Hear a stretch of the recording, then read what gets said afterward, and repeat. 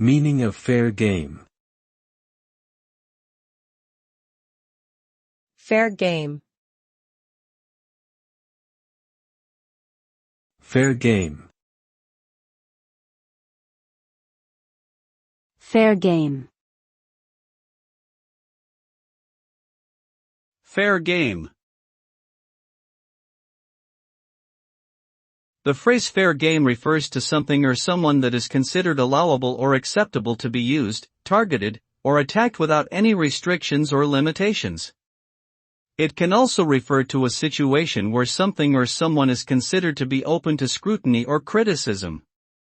This term is often used in the context of sports, hunting, or war, where certain actions or individuals are considered to be legitimate targets. However, it can also be used in other contexts, such as business or politics. Overall, the term fair game suggests that there are no ethical or moral constraints in dealing with the object or person in question.